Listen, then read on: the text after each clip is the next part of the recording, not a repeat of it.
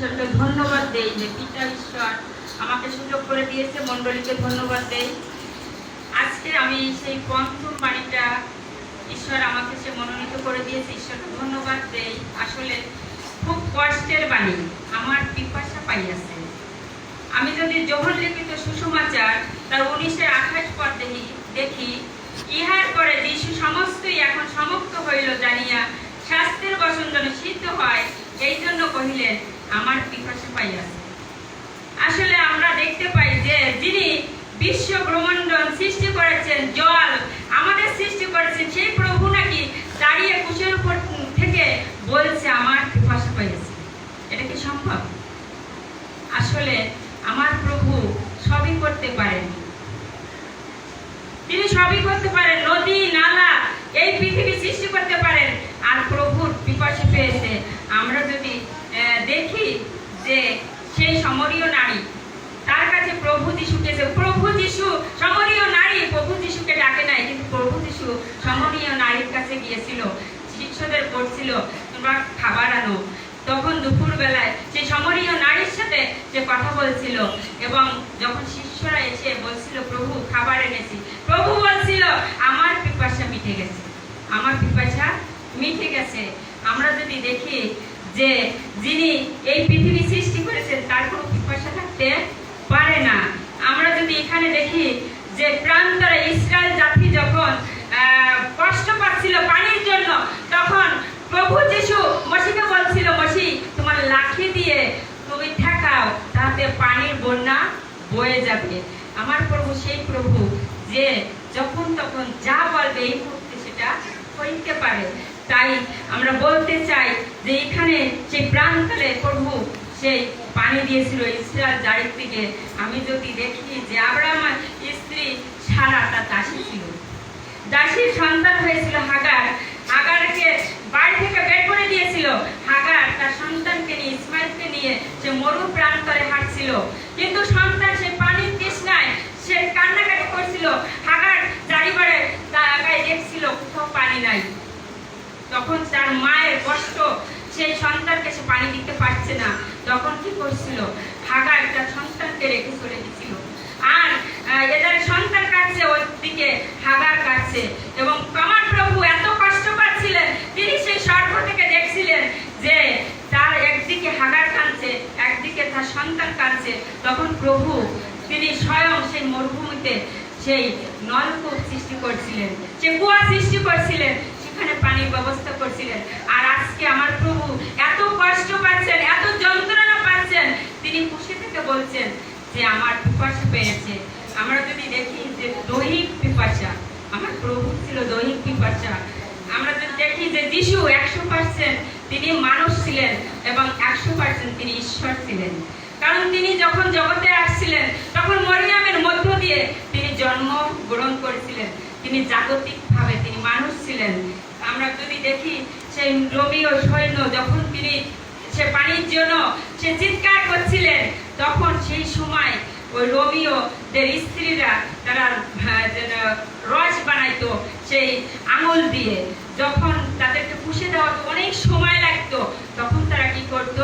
ওই রস তারা পান করে তাদের ক্ষুধা নিবারণ করত। তখন যিশু যখন পানির জন্য চিৎকার করছিল, তখন সেই একজন সৈন্য, রোমিও সৈন্য, তার মুখে সেই অমূল্য রস দিচ্ছিল, কিন্তু আমার প্রভু তখন গ্রহণ করেন নাই। তিনি অনেক কষ্ট মুখ সরাই নিয়ে গেছিল, বলছিল যে এখন যদি প্রভু ওই রস গ্রহণ করে, তিনি যে পৃথিবীতে এসেছেন তার কার্য সিদ্ধি হবে না, তার জন্য তিনি সেই মুখটা সরিয়ে নিয়ে গিয়েছিলেন। আমরা যদি দেখি যে ভবিষ্যৎবাণীর পূর্ণতার পিপাসা, আমরা যদি দেখি দাউদ লিখে গেছেন যে ভবিষ্যৎবাণী লিখে গেছেন যে শাস্ত্রের বচন যেন পূর্ণ হয়। আমরা যদি দেখি গীত 69-21 পদ, লোকে আমার খাদ্যের জন্য বীজ দিল, আমার পিপাসাকালে অমূল্য রস পান করাইল। আসলে আমার প্রভু যে এই ভবিষ্যৎবাণী দাউদ লিখে গেছেন, প্রভুর হাজার হাজার বছর আগে এই দাউদ এই বাণীটা সেই গীত সংহিতায় তিনি লিখে গেছেন।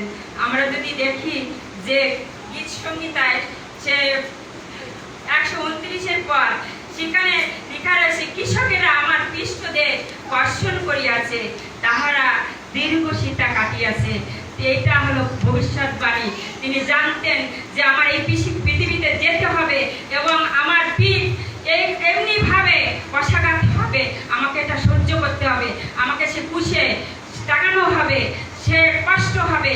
আমরা যদি দেখি যে প্রভু যিশু পিপাসা পেয়েছিল, ওনাকে যখন কুশে দেওয়া হয়েছিল, এই ধমনীতে যখন তাকে ব্রেক দেওয়া হয়েছিল, এই ধমনী যখন ছিঁড়ে গেছিল, তখন রক্ত তার শরীর থেকে বেড়ে আসছিল, আর তখন তার পিপাসিত হচ্ছিল, শরীর জর্জরিত হয়ে যাচ্ছিল, তার চলার ক্ষমতা ছিল না, তার কথা বলা, তার শক্তি হারিয়ে ফেলছিল।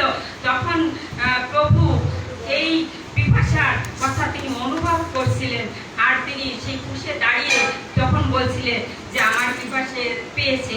আমরা যদি দেখি যে আমার প্রভুর আত্মার পিপাসা ছিল, আমরা যদি দেখি যে কেন তার আত্মার পিপাসা ছিল, তিনি এই পৃথিবীতে এসেছিলেন আত্মার পিপাসার জন্য। তখন তিনি মানে আমাদের জন্য, আমরা এখানে যারা রয়েছি আমাদের জন্য তার পিপাসিত ছিল।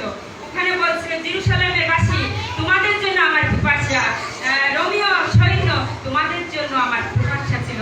আমার প্রভুর পিপাসাটা আমরা যারা হারিয়ে গিয়েছি, আমরা যারা প্রভুর কাছে আসি না, আমরা যারা প্রভুকে ত্যাগ করে বিভিন্ন কাজে বিভিন্ন জায়গায় রয়েছি, আমার প্রভু চান তারা যেন আমার কাছে ফিরে আসে।